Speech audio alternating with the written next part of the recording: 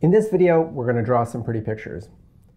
Or I guess they're pretty pictures of a certain kind. Some people call them math art. We're going to look at fractals. And fractals are images where the image itself has a recursive structure. The fractals we're going to do are quite simple, and so they're not going to be too elaborate or too gorgeous. But if you do a Google search, you can find a bunch of other fractals, and after you work on these, you can try some more elaborate ones of your own. I'm in fractals starter.racket. The problem that I'm given here is to design a function that consumes a number and produces a Sierpinski triangle of that size. And it says that the function should use generative recursion. And it talks a little bit about how to draw a Sierpinski triangle. You start with an equilateral triangle of a given side length, S, and then inside that triangle are three more triangles, and inside each of those are three more triangles, and so on and so on. And in the end, you end up with something that looks like that. So even without knowing quite what generative recursion is yet, I think we can see that this clearly has a recursive structure. You draw a triangle, inside it there's three more, inside each of those there's three more, and eventually you have to stop.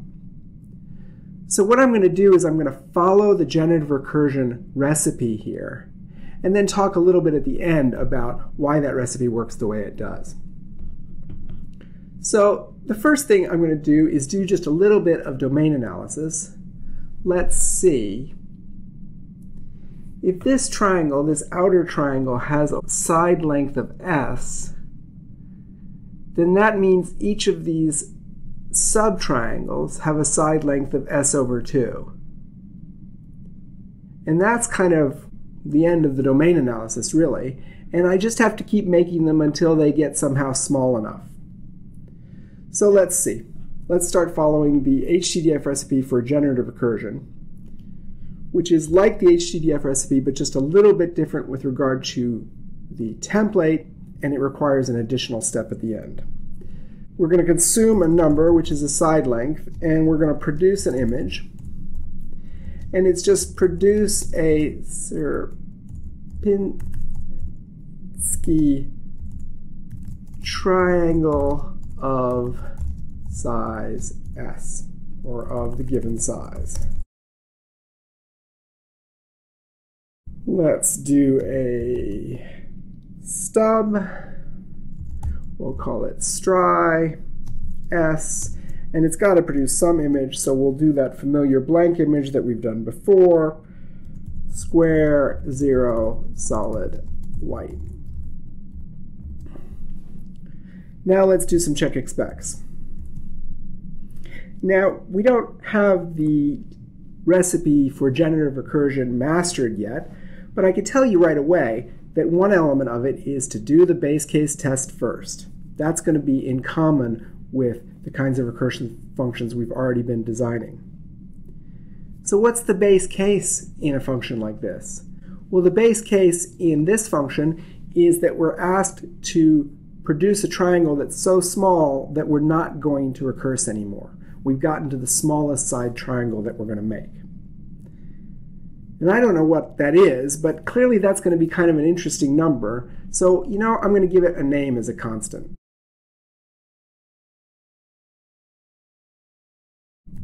I'll call it cutoff, and I don't know, we'll just say 2. 2 seems pretty small. 2 might end up not being right in the sense that it won't look quite right, but since it's a constant, we'll be good to go. So what that means is that if I'm asked to draw a Sierpinski triangle of that size, of the cutoff size, then there won't be any recursion involved at all. I'll just produce a triangle of the cutoff size that is of outline form and is red.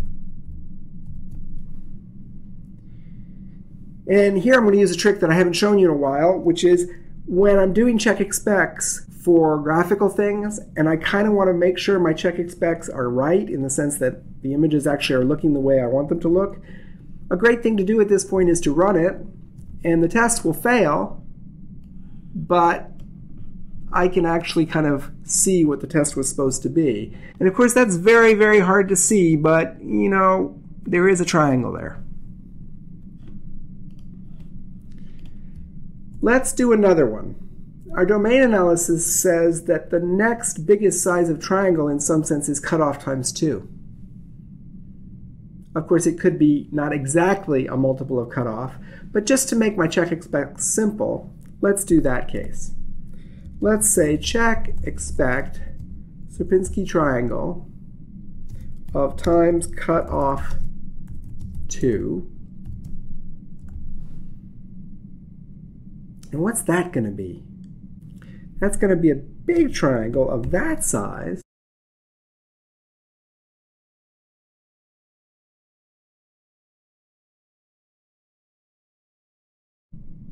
with 3 little triangles in it. So there's going to be some kind of, we're going to take that triangle, the big one, and we're going to put 3 little triangles in it. So now let's make the 3 little triangles. Well, each of the 3 little triangles is the same, so let me just make one of them using local. I'll avoid redundant computation here. And there's recursion going on here, so this is a good place to avoid redundant computation. I'll say, let's define something which I'll just call sub for the subtriangle. And then what's this going to be?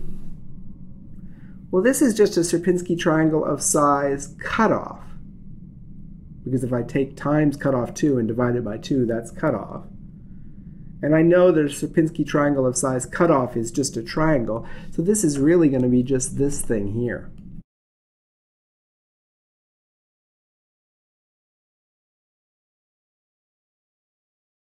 And now I've got one of them, and I need to arrange the 3 of them. There's kind of 2 on the bottom and 1 on the top. And I could do that this way by saying above the one on the top, and then beside. So this is the bottom row. That's the bottom row, and that's the top row. And if I want to be silly, I could do that, just to accentuate the way it's going to be. That's kind of what a Sierpinski triangle of size times 2 cutoff is supposed to be. Let's run that and see what it looks like. And here we're starting kind of to be able to see it sort of maybe a little bit. You know what I could do? Great thing about having done this as a cutoff, and great thing about having used cutoff in all my check expects, I'll just temporarily make this 20, which is of course going to be much too big for real good looking Sierpinski triangles, but it'll help me see what my tests are doing. Oh yeah, that looks like a base case, and that looks like a case that's kind of a little bit bigger than a base case. That's looking pretty good. Let me go ahead and make this 2 again. Now I've got the examples. Let's try to code this thing up. Well, what I'm going to do now is get the template for generative recursion. And where I'm going to get the template for generative recursion is I'm going to go to the course website. So I go over to the course website, I go to the design recipes page, and I follow the generative recursion link. And here's the template for generative recursion. I'm just going to copy it and bring it back over to Dr. Racket. Now I paste in the template. This, of course, is the stub. At this point in the course, we don't leave stubs around, but I'm leaving this stub around just because this is the first time we've done generative recursion. This is the template. I'll make 2 copies of it just so we can talk about it. So this is the template. And now let me get going. I've got to rename the template because the function that I want to design is called stri. So I rename the template. I rename its recursive call. And I've been using s for this parameter because it's the side length. So I'm going to go ahead and do that everywhere within this function as well.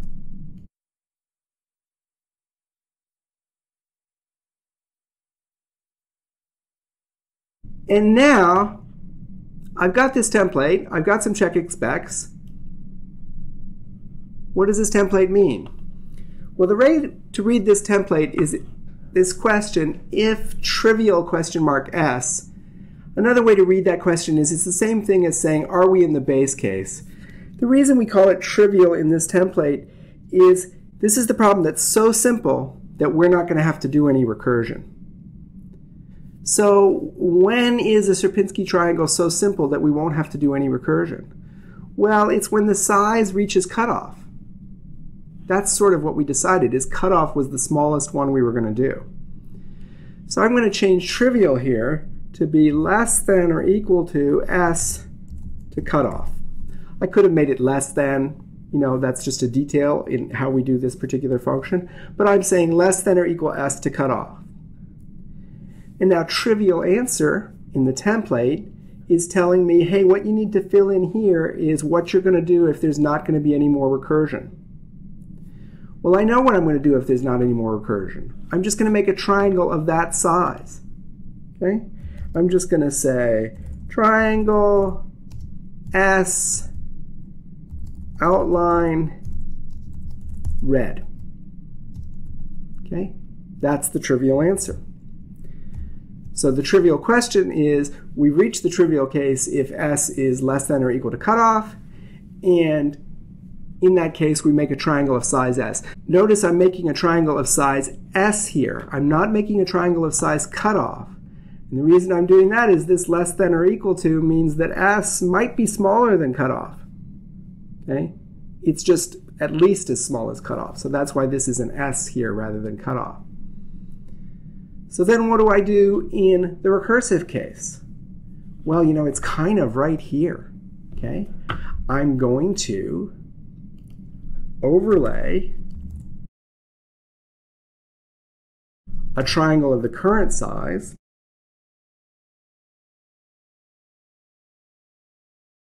that's outline and red with what? Well, here is the recursion in the template, so I'm going to build around that. And what my example tells me is only do the recursion once, don't do it 3 times. So I'll say local define sub. I'm just getting a name for the result of the recursion. There's the recursion. And now what's this next problem thing? Well, next problem is just the piece of the template that tells me, hey, you better not make the recursive call B with S. If you make the recursive call B with S, we've got a problem because this is going to happen forever. You've got to somehow reduce S. And in this case, the way we reduce S, we make a smaller triangle. And each time we make a triangle that's half as big. That's what came from our domain analysis. So we make that triangle. I'm getting this from the examples. And then what do? Well, we do the thing that is in our check expects. We do above, beside. Let's try it. Hey, the test pass. Let's try a bigger one. What I'll do is I'll make the interactions area bigger by doing a command D, and I'll say stri of 100, and that's a bigger one. Let's see, stri of 200 is even bigger. There you go. You could make them even bigger. Command D to get me back to the code. You can see the problem I'm about to give you, but let me talk about this for just a second. Look, what did we do? We were asked to draw an image that looked like that. We did a little domain analysis. We realized, oh, first you make a triangle, and then you make 3 triangles that are each half as big, and then inside each of those you do it again and again and again until the triangle gets too small. That's cutoff. Then we followed HTDF, good old-fashioned HTDF, pretty much. We did a signature, we did a purpose, we did some examples, we did a stub to support the examples. Then there was one difference here, which we used this new template, this template for generative recursion. And in this template, there were 3 key pieces we had to fill in. The trivial predicate, which meant, hey, we've reached the end of the recursion. The trivial answer, which is what we do at the end of the recursion. In the terminology we used for structural recursion, this was the base case test and this was the base case result.